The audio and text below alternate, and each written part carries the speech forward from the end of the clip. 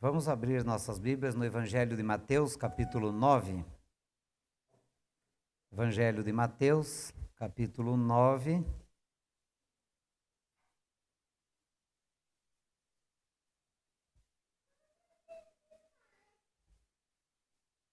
Mateus, capítulo 9, do 35 ao 38. Eu vou estar pulando aqui dois acontecimentos, que é a cura dos dois cegos e a cura de um mudo endemoniado. E vou estar pregando, então, do 35 ao 38, por causa do domingo missionário. Então, esse texto encaixa, porque diz que Jesus ia por toda parte fazendo bem, e ele vai falar da seara e dos trabalhadores. Então, é o grande desafio para nós, e ele vai dar aqui alguns dos fundamentos da missão. Nós podemos encontrar outros em outros textos, mas é interessante nós pensarmos em algumas coisas que nesse texto ele mostra para nós a respeito do fundamento de missões. Porque a missão da igreja é fazer missões. E missões nada mais é do que cumprir com a ordem de Jesus, o comissionamento que ele nos deu de levar este evangelho da graça para aqueles que não conhecem. Então é muito simples, porque muitas vezes nas empresas, na igreja e tal, estabelece lá a missão, a visão, o propósito, aquelas coisas, e tão complexo que é difícil de conseguir trabalhar, encaixar nessas áreas. Mas a missão que Deus deu para a igreja, ela é clara, ela é simples. Uma criança entende, que é compartilhar do evangelho com outros. O que você recebeu, você também passa para frente. É simplesmente isso. Tá? E nós temos que ver alguns fundamentos que Jesus nos ensina, então, com base aqui nesse texto. Diz assim, a partir do versículo 35, e percorria Jesus todas as cidades e povoados, ensinando nas sinagogas, pregando o evangelho do reino e curando toda sorte de doenças e enfermidades. Vendo ele as multidões, compadeceu-se delas, porque estavam aflitas e exaustas, como ovelhas que não têm pastor. E então se dirigiu aos seus discípulos: a seara, na verdade, é grande, mas os trabalhadores são poucos. Rogai, pois, ao Senhor da seara que mande trabalhadores para a sua seara. Vamos ler mais uma vez juntos agora esse texto? E percorria Jesus todas as cidades e povoados, ensinando nas sinagogas, pregando o evangelho do reino e curando toda sorte de doenças e enfermidades. Vendo ele as multidões, compadeceu-se delas, porque estavam aflitas e exaustas, como ovelhas que não têm pastor. E então se dirigiu a seus discípulos: a seara, na verdade, é grande, mas os trabalhadores são poucos. Rogai, pois, ao Senhor da seara que mande trabalhadores para a sua seara. Então, essa é a missão da igreja, de levar este evangelho, de proclamar as boas novas, e Jesus faz isto pelo exemplo. Jesus, ele nos dá o exemplo disso. Alguém já disse, e com certeza nós podemos olhar pela Bíblia, nós vamos ver que nada do que Deus requer da igreja, ele não fez. Ele primeiro fez, para depois nos mandar fazer. Ele não exige nada da igreja sem que Cristo tenha feito, sem que ele tenha suportado ou então também realizado tudo aquilo Jesus já fez, Deus já fez. Então ele não é aquele que manda fazer alguma coisa e ele mesmo não fez, porque muitas vezes, diz que o péssimo líder, o péssimo chefe é aquele que manda fazer algo que nem ele sabe fazer. Existem muitas pessoas assim, que eles não têm o conhecimento da obra, como que ela é feita, e aí ele vai mandar fazer, nem sabendo como que isso é feito. Ele vai cobrar muitas vezes, porque ele não sabe como que é difícil fazer aquilo que está sendo feito, ele nunca passou por aquilo, mas Jesus não. Aquilo que Jesus nos manda fazer, ele fez, ele viveu na prática, ele teve uma experiência, e eu digo, mais árdua do que a nossa. Então, Jesus, na sua oração sacerdotal, ele diz assim, assim como tu me enviaste, eu os envio.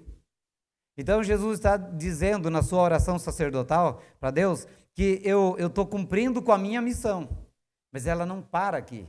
Eu transfiro ela, ou eu passo ela também para os discípulos, para que eles deem continuidade. E da mesma forma como eu recebi, eu também passo para eles. E assim como eu fiz, eles também farão. Então, assim como o Senhor me enviou, eu também os enviei. Então, a igreja foi tirada do mundo e foi enviada ao mundo. Difícil de entender? É que a igreja é tirada do mundo, no sentido do mundo de pecado, de condenação, de escravidão. E livre deste pecado agora, das garras do diabo, de Satanás, ela é enviada a este mundo que está aprisionado pelo pecado para levar esta boa nova de redenção, de salvação. Então ela foi tirada da escravidão para agora falar da liberdade para aqueles que continuam escravos. Então a igreja ela sempre vai ter pessoas se convertendo, pessoas novas, que estão saindo da escravidão do pecado, estão sendo libertas e levando o evangelho para que outros sejam libertos. Esse é o processo até a volta de Cristo Jesus. Então, após consumar a sua obra, lá na cruz, como nós cantamos aqui, um cântico com a letra muito bonita, né, do sangue de Jesus na cruz, lembrando o sangue do Cordeiro nas portas, nos umbrais das portas, lá no Velho Testamento, isso significa libertação. Nós somos livres da morte pela morte de outro. Lá no Velho Testamento, naquela simbologia do Cordeiro, no Novo Testamento, pela morte de Cristo, pelo sangue de Cristo que ofereceu por nós. E Jesus, então, antes um pouco de subir aos céus, ele disse lá em Lucas 24, 49, permanecei, pois, na cidade de Jerusalém, até que do alto sejais revestido do poder. Então, permanecei em Jerusalém até que, mas depois que vocês devem ir. Então, ele deixa isso claro. Em Atos 1:8, mais uma vez ele diz, mas recebereis poder. Então, vocês vão receber o poder e serão minhas testemunhas. Então, lembra do primeiro texto? Quando ele diz, permanecei até que do alto sejais revestidos. Então, vocês vão ter que partir. E a partir de Jerusalém, Judeia, Samaria e até os confins da terra. Então, Jesus estava dizendo para os seus discípulos, olha, esse evangelho precisa chegar em Rio Brilhante, no Mato Grosso do Sul. Esse evangelho precisa chegar na Aroeira, esse evangelho precisa chegar em Nova Alvorada, esse evangelho precisa chegar lá no Maranhão, não sei aonde, qualquer canto desse mundo, no Haiti. Né? Então, até os confins da terra. E esse confins depende do ponto de vista onde você está, né? E aí, Mateus 28, 19 e 20, Jesus, então, disse para os discípulos, antes de ser assunto ao céu, ide, portanto, fazei discípulos de todas as nações, batizando-os em nome do Pai, do Filho e do Espírito Santo, ensinando-os a guardar todas as coisas que vos tenho ordenado. Então, na missão da igreja, ela vai ir ao mundo, fazendo discípulos, não para ela, mas para Jesus, ensinando aquilo que Jesus ensinou para os discípulos. Então, os discípulos não inventaram nada. Eles levaram o evangelho de Cristo. A igreja não precisa inventar nada. A igreja tem que retransmitir o evangelho de Cristo Jesus. Não precisa inventar roda, não precisa inventar nada. Tá tudo pronto, é só nós transmitirmos. É isso que ele quer. Por isso que eu falo que é simples. É que as pessoas complicam. Hoje tem um monte de práticas aí muito estranhas, inclusive dentro de igrejas evangélicas, e nós temos que ter cuidado, porque muitas vezes essas coisas nos atraem, e nós achamos, bom, agora tem um segredo, agora o negócio vai. Não, é só obedecer, é só, para ser salvo, é só crer em Cristo Jesus, e para cumprir com a missão, é só levar o evangelho de Cristo para outras pessoas que não conhecem Cristo ainda, só isso. E aí nós estamos cumprindo com a nossa missão. Então veja que não é difícil. Você não precisa ter um curso de teologia, PhD, qualquer outra coisa. É só transmitir o que você conhece. É só passar para frente o que você recebeu. Então você entendeu o evangelho, você creu em Cristo, passe isso para frente, para outra pessoa. E ela vai então entender, porque é o Espírito Santo quem vai trazer o entendimento, né? E Marcos 16:15 foi citado hoje pela manhã também, ide por todo mundo, pregai o evangelho a toda criatura. Então, a nossa missão é ide ou indo, pregue o evangelho a toda criatura. Se é toda criatura, então não é esse ide, não é sair daqui e lá no Afeganistão, pregar o evangelho. É daqui até lá, porque daqui até lá tem muita gente. Então, a ideia dele, de Jesus aqui, é indo no caminho. Enquanto você vai, até onde você for, vai pregando o evangelho. Porque nós muitas vezes não sabemos se chegaremos lá em determinado lugar. Mas até chegar lá, ou próximo dali, dá para pregar o evangelho. Então, nós temos que fazer este exercício sobre missões. Antes da escolha dos 12 apóstolos e o consequente comissionamento, né, Jesus ele caminhou com os discípulos, ele ensinou os discípulos. Nós estamos vendo Mateus na sequência, nós temos visto isso. Tem momentos que ele senta com eles para ensinar. Em outros momentos é na caminhada mesmo. E sempre Jesus à frente. Jesus nunca falou assim, olha, você, em alguns momentos ele deu a grande comissão, é o treinamento, isso é discipulado, né? Mas Jesus estava sempre à frente dos discípulos, eles vinham no rastro de Jesus, na poeira, né? Mas nunca tão distante que Jesus não pudesse escutar o que eles estavam falando.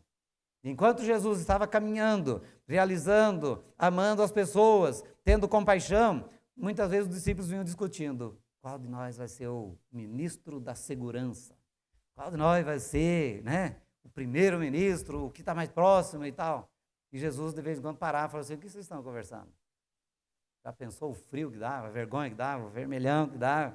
Mas Jesus estava fazendo o quê? Discipulando, ensinando na prática. Porque a gente não aprende de uma vez, aprende? Se aprendesse de uma vez só, eu creio que ninguém precisava mais estar aqui, todo mundo já ouviu totalmente o que é necessário, tá? Mas muitas vezes nós não aprendemos ainda suficientemente, por isso nós temos que continuar. Né? Você vê que as pessoas aí fazem o prézinho, não sei como é que classifica aí, pré-1, pré-2, jardim, não sei se tem jardim de infância ainda, aquela coisa toda, vai para o primeiro ano, vai até no quinto ano, vai para o ensino médio, vai para a faculdade, e aí os outros continuam com doutorado, PhD e não sei mais o quê, e a coisa continua, por quê? Fazendo cursos de aperfeiçoamento. Se tivesse entrado na escola, aprendeu a ler e escrever, tá bom, acabou, já sabe tudo. Não é, nós vamos crescendo, nós vamos amadurecendo. É por isso que a igreja precisa congregar, a igreja precisa estar junto, aprender, ensinar, compartilhar, motivar, para que a obra continue, para que o evangelho alcance os confins da terra, porque há muitos pecadores ainda por aí. Vocês lembram no hino aqui quantas pessoas que estão perdidos? Eis os milhões. Nós temos que corrigir esse hino. Hoje são bilhões. Não são mais milhões. Quando foi feito o hino, eram milhões, mas hoje são bilhões de pessoas que nunca ouviram falar de Jesus. Pelo menos, em torno de 2 bilhões de pessoas nunca ouviram falar de Cristo Jesus. Parece um absurdo, né? Mas não ouviram. Inclusive, no nosso país, tem pessoas que não ouviram ainda falar de Jesus. Por isso, a questão das missões transculturais, para que eles possam ouvir na sua língua.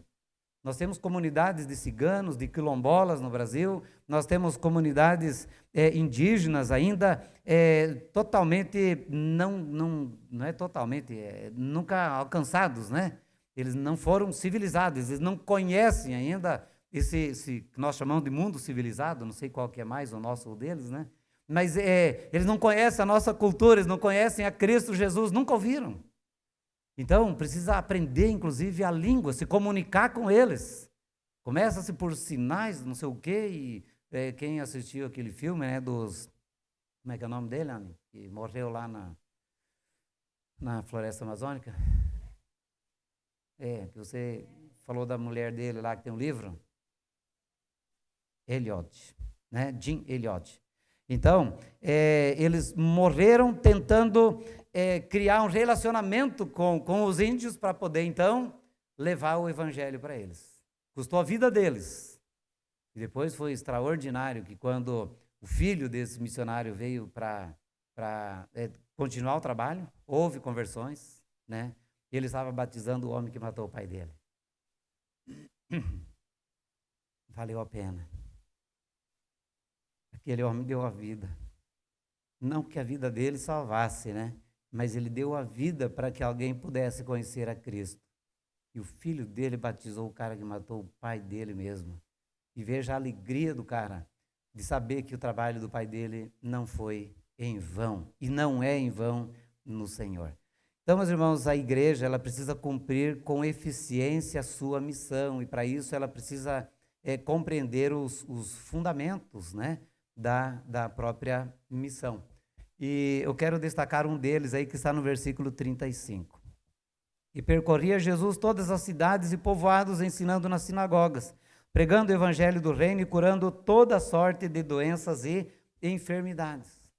Então aqui é o ensinar. Esse é um dos primeiros fundamentos. Você precisa ensinar. Você não pode cobrar nada de ninguém sem ensinar.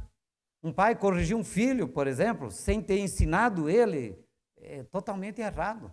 Você só pode cobrar depois que você ensinou ele. Você não tem como cobrar. Como que ele vai saber? Ele está em completa ignorância. É preciso ensinar. E muitas vezes ensina, fala de outras formas, mostra outras formas, para depois, então, talvez vir com uma correção mais firme, mas ensine. E ensine com amor. E ensine de tal forma que ele possa entender, que ele possa compreender. Então, nós temos que ensinar o evangelho, mas ensinar de tal forma que a pessoa possa compreender. E tem pessoa que fala assim, Deus amou o mundo de tal maneira que deu seu filho unigênito, todo aquele que nele crê será salvo, quem não crê já está condenado.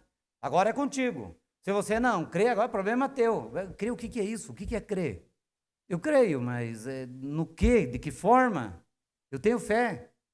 Mas que fé que é essa? Veja então que nós temos que ensinar, mostrar igual para uma criança, você vai ensinando, tem professores aí que têm experiência nessas áreas, tá?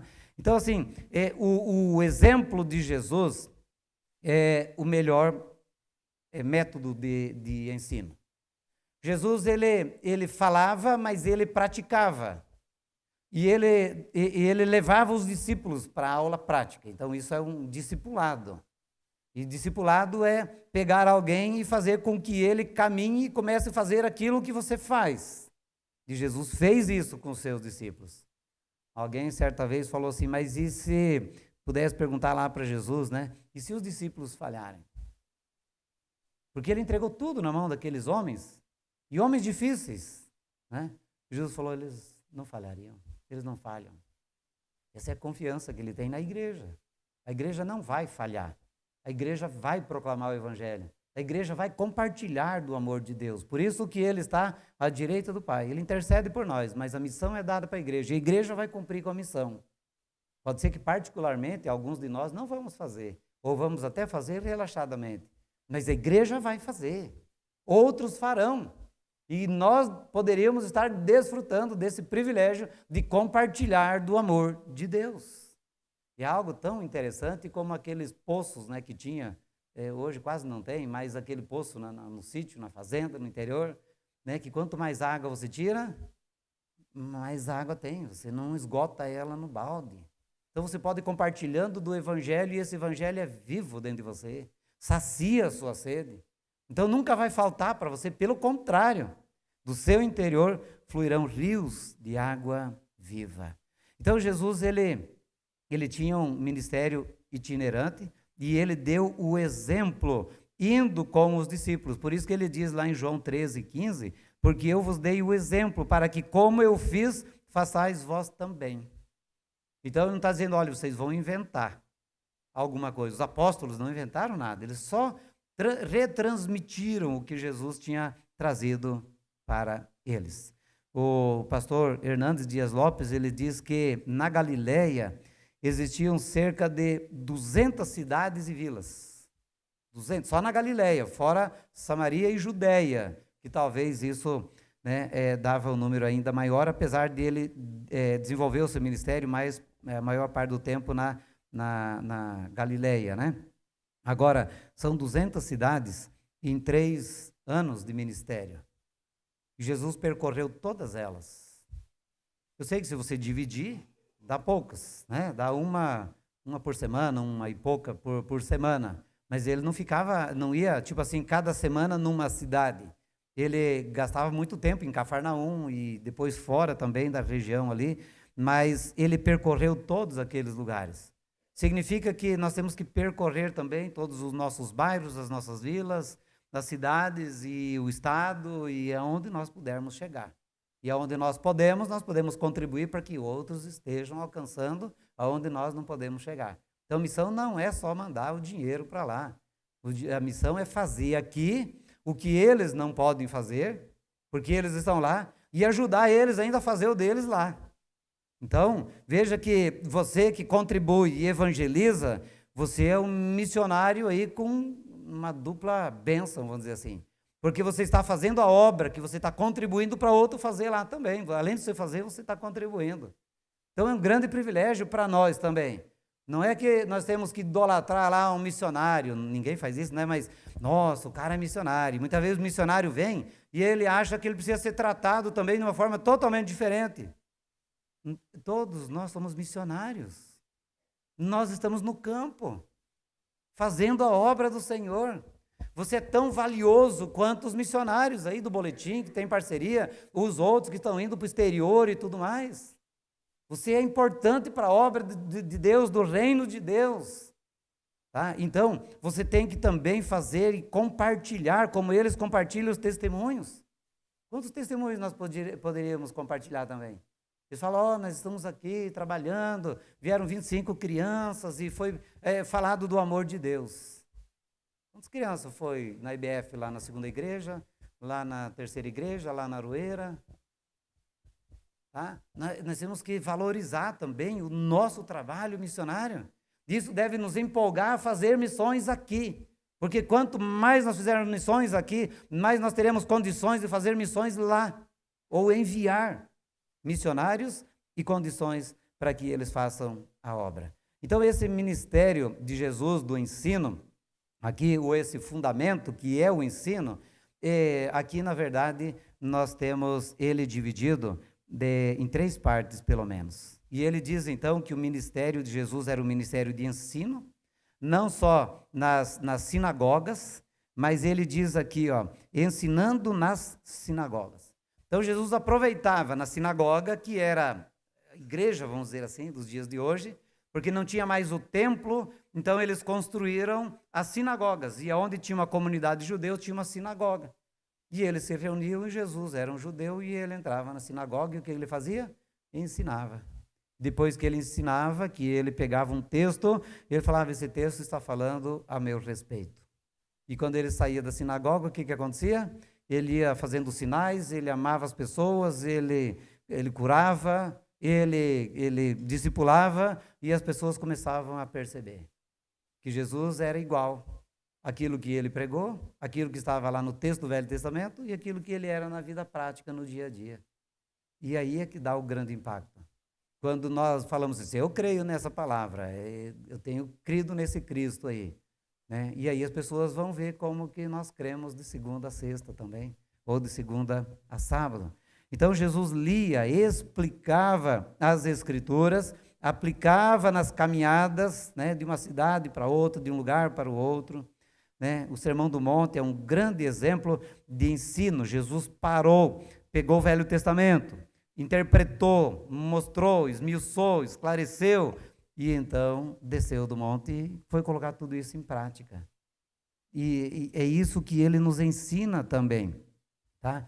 Então, ensinar, discipular teoricamente, mas ele não pode permanecer só no ensino, ele precisa ir para a prática. E então, enquanto isso, quando algo não acontecia muito claramente, ou eles não entendiam muito bem, muitas vezes, quando eles se reuniam à noite e tal, daí eles perguntavam para Jesus, nós não entendemos tal coisa, eu não entendi aquela parábola. E Jesus, então, voltava a ensinar. Então, quantas vezes nós temos que repetir alguma coisa para alguém aprender? Eu não sei, mas até aprender. Muitas vezes é 1, 2, 10. Mas eu tenho que ir repetindo até aprender.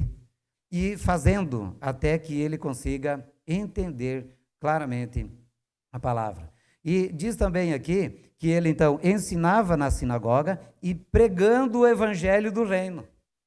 Então, ensinar e pregar. os dois, na verdade, têm uma ligação entre um e outro. Quando você prega, você está ensinando. Quando você ensina, você pode estar pregando. Mas há uma pequena diferença aí, né? Por exemplo, escola dominical é mais ensino. Não que não seja, de certa forma, uma pregação. Né? No culto é uma pregação, mas não que não ensine a palavra de Deus. Só que, ao invés de Jesus ficar preso ali na sinagoga, e agora pregando para aquelas pessoas, e falando de novo, e eles falam, não, mas isso não está certo, não pode fazer isso no sábado, você não pode comer com os pecadores, como nós vimos ali na casa de Mateus.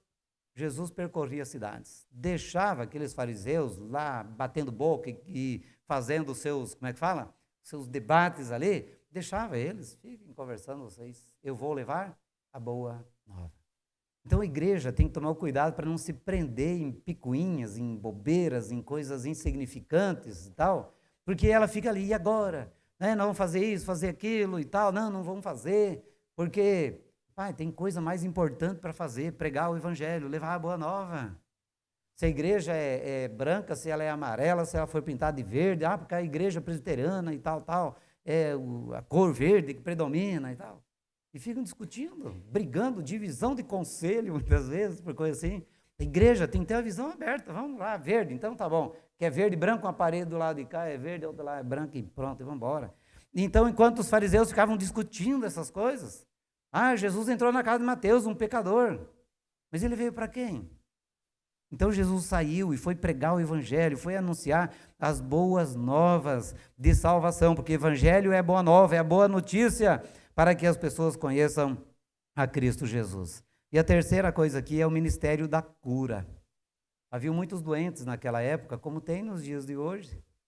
Pessoas doentes em todas as áreas, em todos os tipos. Tanto é que Jesus muitas vezes chegava, né, e ia curar uma pessoa, ele falava assim, tenha bom ânimo. Pessoas desanimadas, as pessoas sem perspectiva de vida, as pessoas sem esperança nenhuma. E Jesus então trazia bom ânimo para aquelas pessoas, curava emoções, né?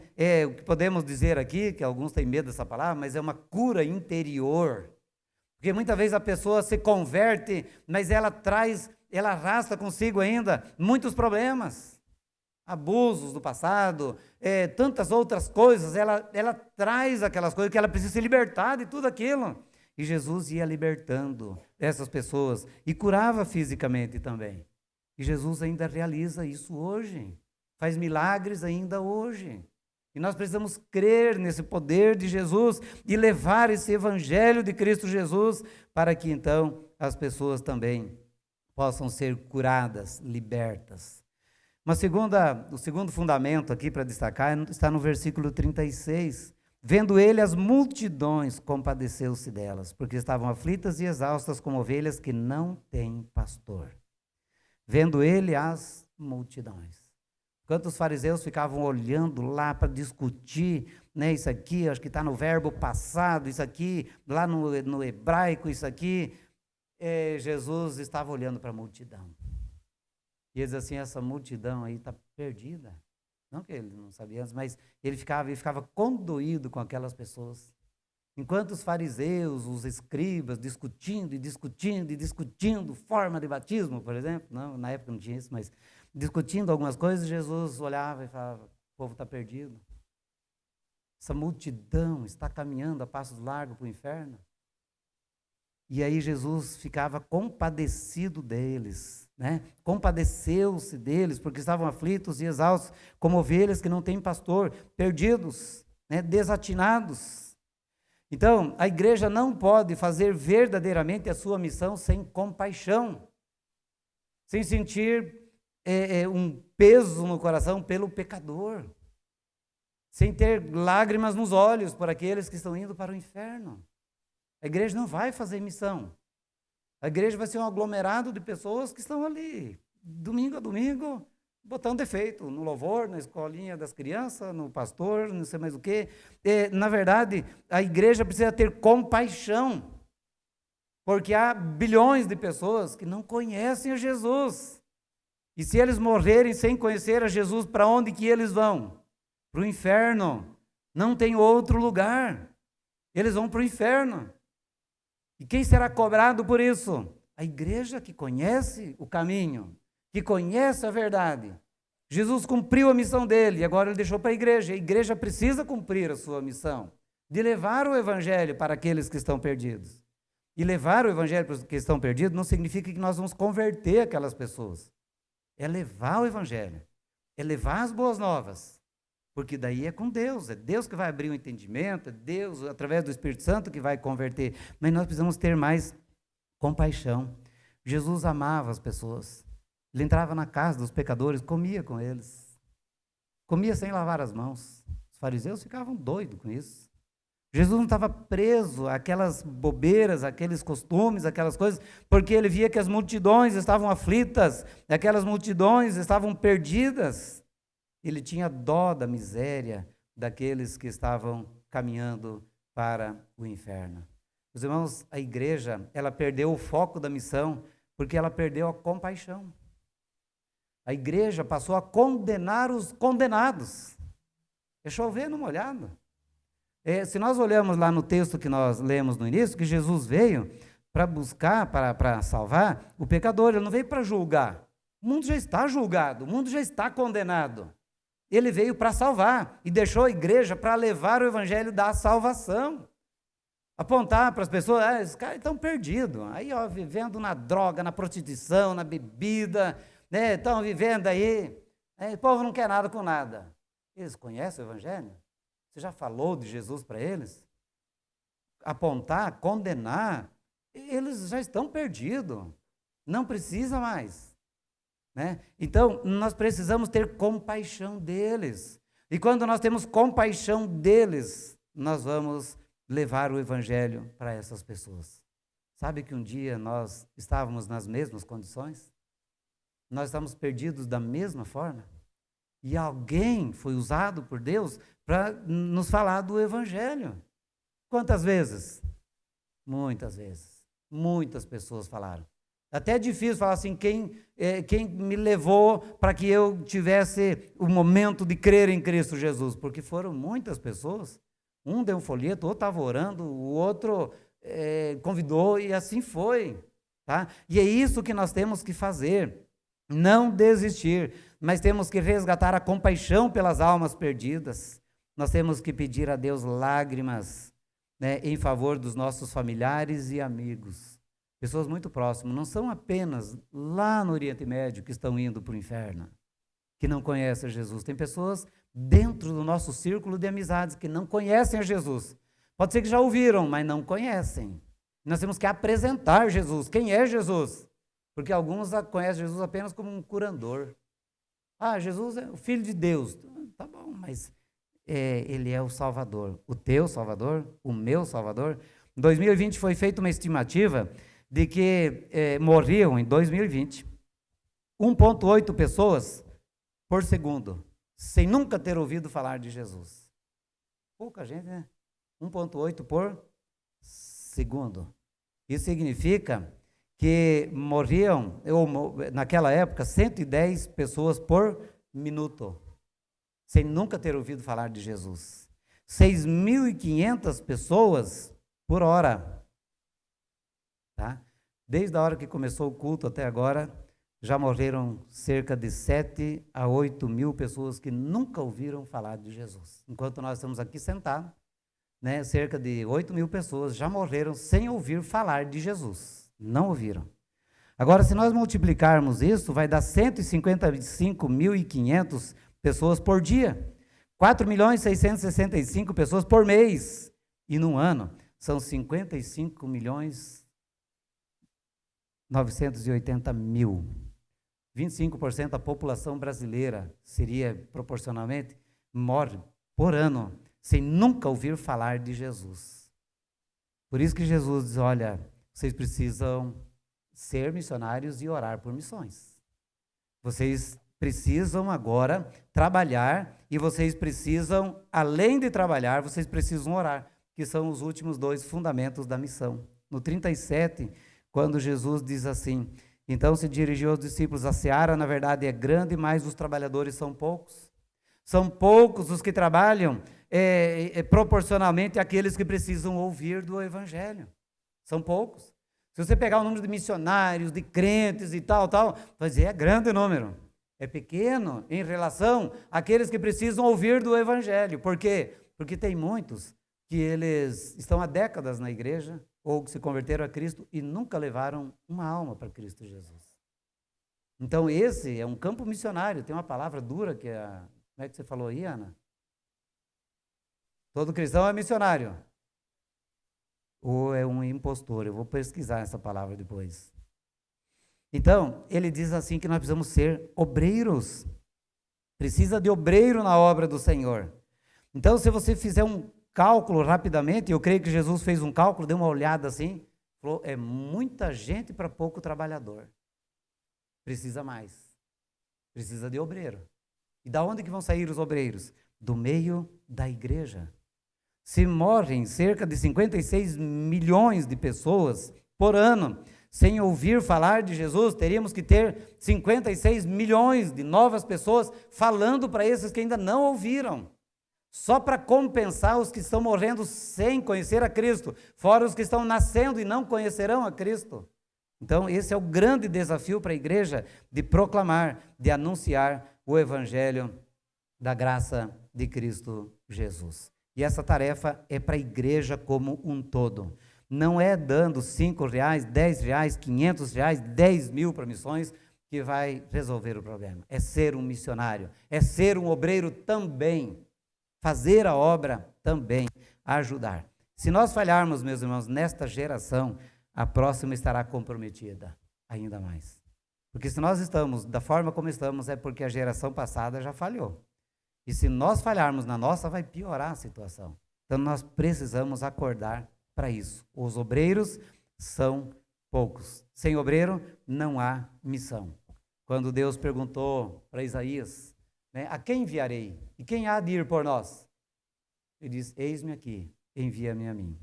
E depois ele foi ver que ele era um grande pecador. Ai de mim. Sou homem de lábios impuros, habito no meio de um povo de impuros lábios. Mas ele foi usado por Deus. Você também pode ser.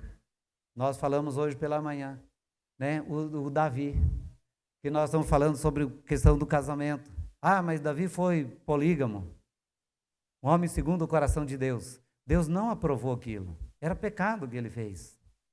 Mas mesmo assim ele foi usado por Deus. Isso significa que eu e você podemos ser usados por Deus. Não estou chamando vocês de pecador, mas nós podemos ser usados por Deus. Porque eu sou pecador. Esse dia eu fui fazer as contas, se fosse só um pecado por dia, vezes 365 no ano, vezes 50 e pouquinho que eu tenho, quase 60. Dá muito pecado, só um por dia. Mas será que alguém consegue apenas um pecado por dia?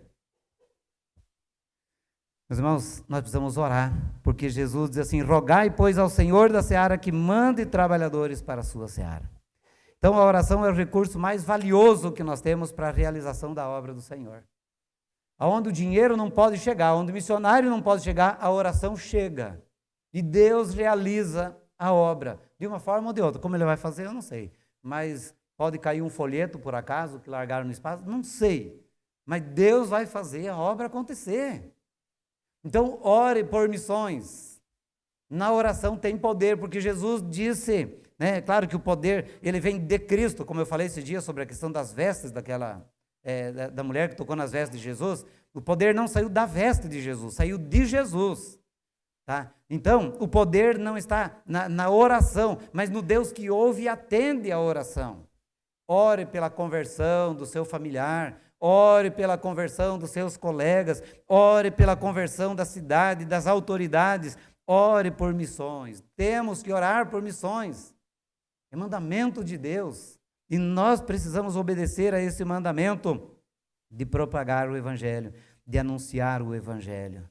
Então, não somos nós que vamos despertar os vocacionados, mas nós vamos orar para que Deus desperte os vocacionados. Spurgeon, ele diz que ministros feitos pelos homens são inúteis, mas ministros chamados por Deus são eficientes e eficazes. Ele não falou essa última parte, mas é o contrário do que ele diz, né? Então, o resultado, se chega, é esse. Então, vamos orar para que Deus desperte, levante mais obreiros para a obra do Senhor. Então, a igreja precisa de mais obreiros, a igreja precisa de mais recursos, a igreja precisa orar mais, proclamar mais, anunciar mais o evangelho da graça de Deus. Então a nossa missão é fazer a missão que Jesus deixou, de proclamar o evangelho, porque todo aquele que perecer sem ouvir do evangelho, ele vai para o inferno. Então vamos sair do comodismo, vamos nos dispor mais, amar mais, ter mais compaixão, parar de criticar o mundo que está aí em pecado, fazendo horrores, sabe? Aqueles caras lá que estouram bomba, que explodem com tudo, que parece que vivem para fazer maldade, porque eles não conhecem a verdade, não conhecem o amor, não foram visitados por Cristo. E como que serão se nós não proporcionarmos para eles a oportunidade de conhecer o Cristo, o Evangelho de Cristo Jesus? Vamos pensar nisso. A seara é grande, os trabalhadores são poucos, milhares de pessoas ou milhões de pessoas estão indo para o inferno sem conhecer a Cristo Jesus. Ensine, tenha compaixão, disponha-se para trabalhar e ore pela causa do Senhor para que Ele levante mais obreiros. Amém? Vamos ficar em pé, nós vamos orar. Se você lembrar de alguém nesse momento que não conhece a Cristo, que você sabe que está caminhando para o inferno, coloque essa vida diante do altar do Senhor. E ao sair daqui, fale de Jesus para ela. Compartilhe isso, como Jesus, na caminhada, compartilhava também o Evangelho. Senhor nosso Deus e Pai, em nome de Jesus, nós queremos agradecer por esse tempo precioso aqui, ó Deus, de culto, de adoração ao Teu nome, de edificação e também de ensino, para sairmos daqui, ó Deus, dispostos a compartilhar daquilo que aprendemos, como o Senhor Jesus ensinava na sinagoga, mas ia para as cidades, para as vilas, para as ruas, para anunciar a boa nova, para proclamar o Evangelho, e que nós possamos agir da mesma forma. Pai, em nome de Jesus, desperte e levante no nosso meio pessoas corajosas, ó Deus, para fazer esta obra, para levar o Teu Evangelho de uma forma específica, de uma forma integral, ó Deus, em outros lugares que ainda não conhecem o Teu Evangelho. Mas desperte obreiros para esta obra, aqui neste lugar, nesta igreja, Senhor Deus. Quanto trabalho precisa ser feito, quantos obreiros nós precisamos, ó Deus, somente aqui nesse lugar. Fora, Senhor Deus, as demais igrejas da cidade, os demais ministérios espalhados, ó Deus, por aí afora. Desperte a Tua igreja para trabalhar para o Senhor e mande trabalhadores, ó Pai, em nome de Jesus. Assim nós oramos, pedindo para que hajam conversões ao nosso redor, que pessoas se acheguem a Cristo Jesus. Nós oramos, ó Pai, agradecidos porque o Senhor tem nos despertado para isto e que o Senhor continue, ó Deus, a falar ao nosso coração. Nós assim oramos, ó Pai, no nome santo e precioso de Jesus. Amém.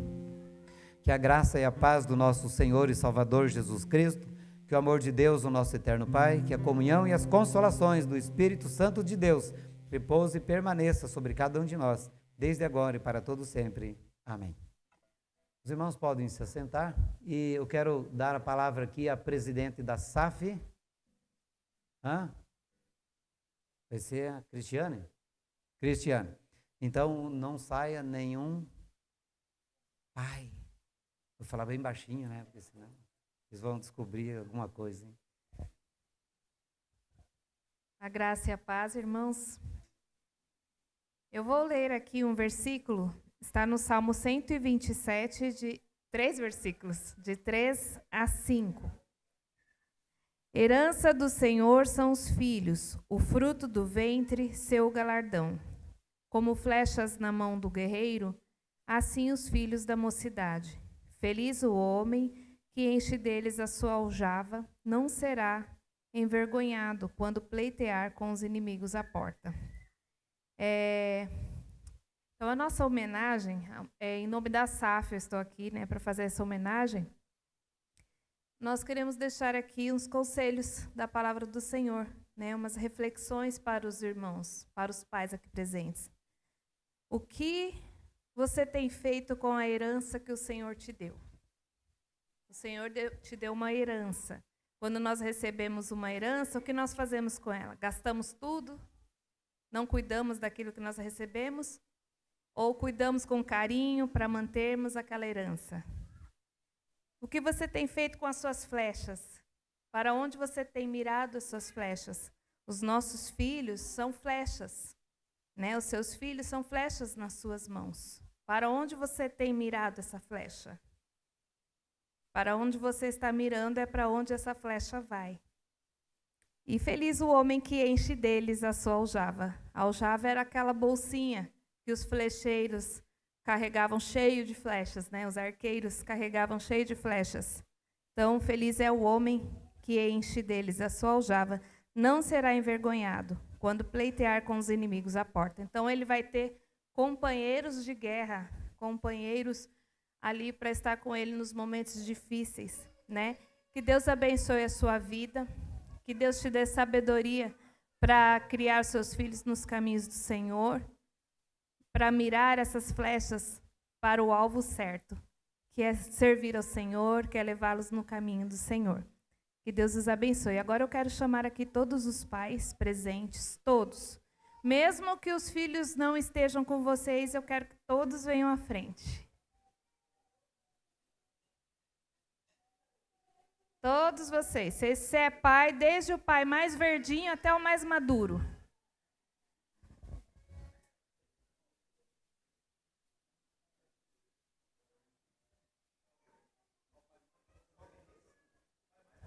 Pai mais palmeirense.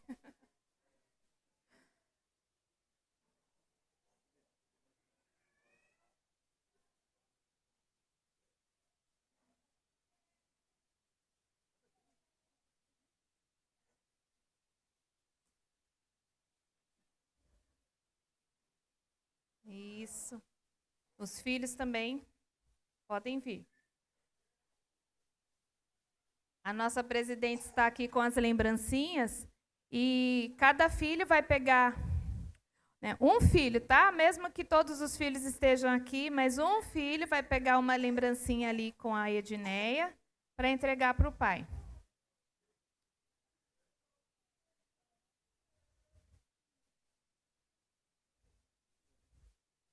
Isso.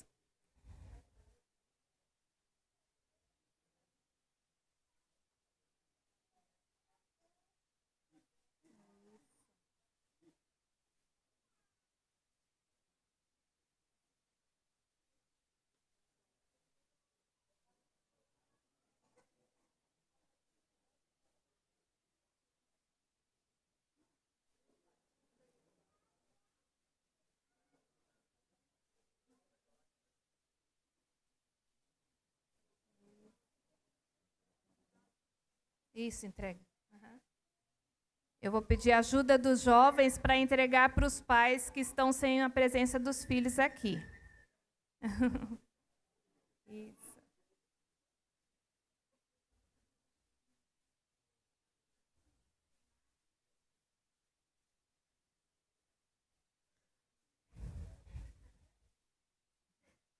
Vamos orar.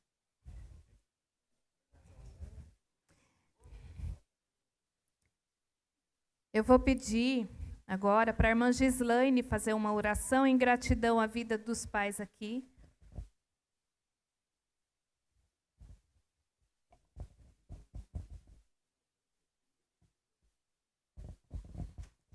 Senhor Deus, nós queremos nesse momento agradecer especialmente, Deus, pela vida de cada pai que está aqui nessa noite.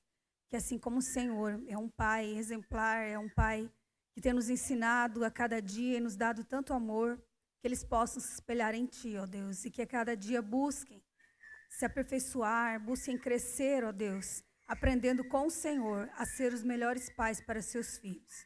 Sabemos, ó Deus, que o quanto nossas crianças, nossos filhos admiram seus pais e têm eles como exemplo, ó Deus, que eles tenham consciência disso, que possam buscar dar o melhor exemplo, que possam buscar ser o melhor de si, ó Deus, para que seus filhos possam levar, ó Deus, um bom legado para suas vidas também, e assim também serem bons pais no futuro.